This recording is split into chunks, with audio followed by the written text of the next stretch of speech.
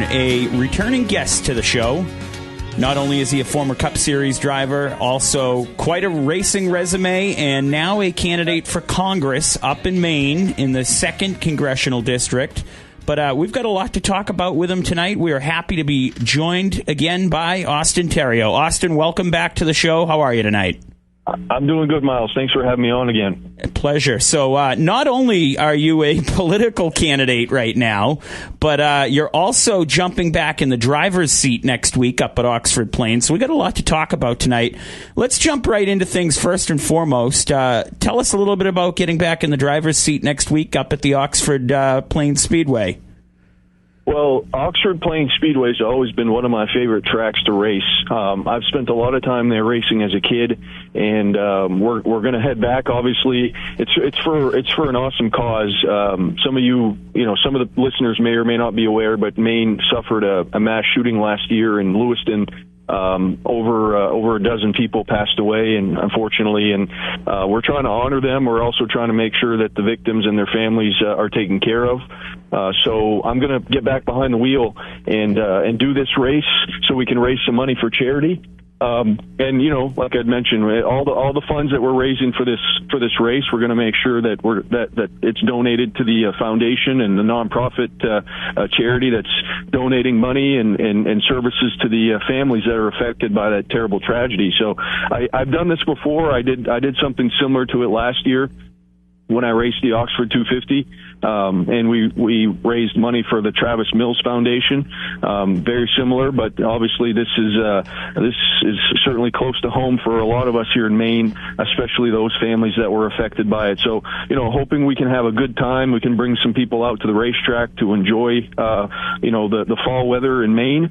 But more importantly, I want to raise some funds, and I have a website. I plug it a few times throughout the episode, but it's going to be austintheriault.com /Lewiston Strong. So LESWSTON strong.com /Lewiston Strong. But there's a donation link there for folks to be a part of this if they want. $5 is $10, $20, it doesn't matter. We're just trying to help these families out. Yeah, absolutely. We'll throw that link up on our page here tonight as well, too, after the interview, and make sure we help get the word out for you. So a couple of other details from it. Of course, it's the Pastor 400 laps up there, I believe, if I'm not mistaken. What car number are you going to be in, and who are you driving for up there?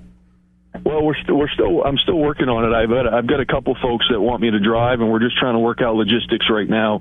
So that'll be still here in the next couple days. As you can imagine, I'm super busy on the campaign trail, so I've got some commitments I got to finish up here today and tomorrow, and probably spend a couple days later in the week driving around to a couple of the shops and maybe figuring out which seat I fit better in, and that'll probably make the determination as to whose car I end up driving. So looking forward to it. Past 400 weekend, I believe it's a segmented race, so there's going to be 300 lap races, and I guess the goal in a long race like that is you just have to make sure you're around for the end, and you can win a race, but you ultimately it's always good to be able to win that total championship and get the most points for each segmented race. Absolutely. So you mentioned the campaign. Running for Congress up there, Maine's 2nd Congressional District, and obviously for those who remember you from the show before, you're serving as a state rep up in Maine right now. Talk to us a little bit about what this experience has been like for you running for Congress. Well, I'll tell you what, my experience serving in the Maine state legislature has been great. Had an opportunity to come back and serve my hometown, a town that I'm very, very fortunate to have been born and raised in a rural part of the state of Maine, up in northern Maine specifically. And a lot of hardworking people up here, and there certainly is all around the country. But in particular, I look at somebody like my grandfather who dropped out of school early on in his life and was still successful because he worked hard and he persevered through the challenges that he faced. And so for me to be able to come back and go down to Augusta, which is the state capital, and represent my constituents, it's very special to me. And then running for Congress is sort of the next step beyond that. It's instead of just state issues, it's more focused on federal or national issues. And when people think about politics, especially right now with the presidential races and stuff going on, that's a national election. And so I'm running for Congress, which is the United States House of Representatives. There's 435 members across the entire country, and it's all based off of population. So, your state probably has more than Maine, for sure. I know that. California is one of the largest in terms of population, so they have more House representatives.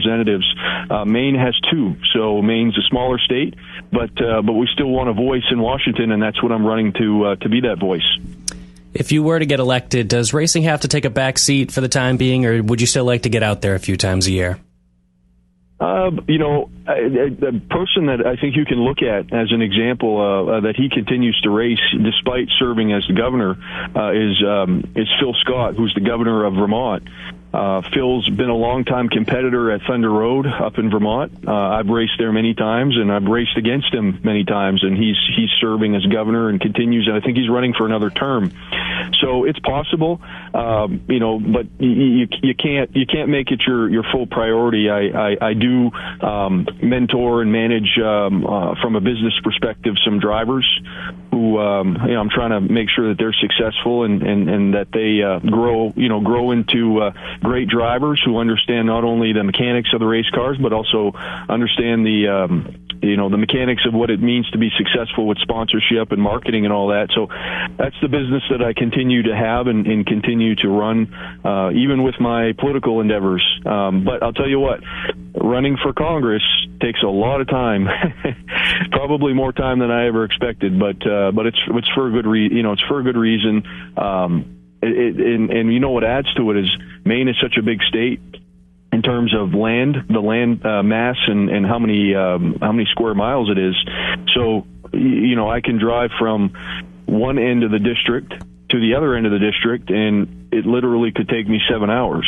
So that's, putting it in perspective, that's how big it is. Could you imagine campaigning and trying to go to every single town and meet every single voter, how much time that would take? That is a ton of work, and obviously following along, I think you've done just a fantastic job of getting your message out, and you're running against an incumbent, so there's obviously some differences there, and I think we all know the craziness of the world right now, but it certainly seems like you're having a lot of fun out there while bringing a message. And what are some of the issues right now facing Mainers up there that you'd like to let us know about? A lot of the similar issues as other people that live in rural parts of America. Public safety, crime, the drug issue is certainly a huge issue for a lot of people. A lot of families are experiencing overdoses and abuse within their immediate family, and it's very hard on a community when that happens.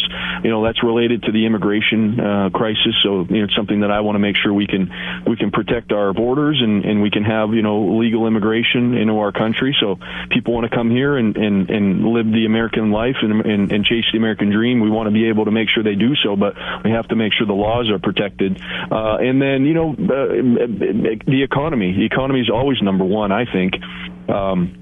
Everybody's got it top of mind right now because it's been expensive to live the past 3 or 4 years, whether it's housing and interest rates for mortgages or even groceries, simple stuff like that. All the necessities are super expensive. So people just want common sense. They don't want anything extreme. They don't want they're really, to be honest, they're tired of extreme policies either way. They just want the basic common sense policies that are going to make sure that they can have a family and be able to afford to have a family, and they can be safe and not fear for their safety and not feel like there's a lot of drugs and stuff that are hurting their kids or putting them at risk. Was being a state rep or going for Congress any part of your dream growing up, or was it something that you just wanted to be a part of and wanted to fix the community around you? Well, it's interesting. A lot of people, I guess, have a dream when they're young. I've always paid attention to politics and what's going on with the government, even when I was in high school. But I didn't necessarily think that it was going to, work out in this way. I didn't think I'd have an opportunity, this early to run for such a high office. But it goes to show. I mean, I've been around. I've been working with a lot of people over the years that have taught me so much from, both personally and professionally, from a business standpoint. And I feel like I can take those skills that I've learned and use them to do good. Because that's what we need more people that are willing to do, is more people that are willing to step up and kind of put themselves into the spotlight. And I joke around with some folks, and I say I really understand why there's not more people that don't run for higher office or public office, because when you do it, you basically put your whole life out there, and 99% of what's said about you is not true, but it's just what politics has become. So you have to be willing to have a lot of people and a lot of groups and a lot of money be spent to basically lie about you, and you have to be okay with yourself at night when you go to bed, despite that. And it's not for everybody. And I think it takes a certain person to be able to put up with that. Absolutely. As I've said to you before, I was a politician turned racer per se, now race announcer, and you went the opposite route. You were racer now turned politician, and you're exactly 100% right on. Everything you said is completely accurate. So, of course, we wish you the best of luck in the race, and can't wait to see a NASCAR driver down in D.C. Serving the people of Maine. Two more things before we let you run. First and foremost, thoughts on the 2024 NASCAR season as, somebody who's still involved to a T. What are some of your thoughts from the 2024 racing season here? Well, it's been an interesting season. I will tell you that even beyond what's going on the racetrack, I was stunned when I had heard about what was going on with the lawsuits that were filed. I haven't had a chance to read, and I really don't know all the details of what is going on, so I don't, I can't give you my perspective. But certainly a huge monkey wrench in the NASCAR season from my perspective. So instead of talking about the race product and the races, I know a lot of people are talking about what's the outcome of this going to be.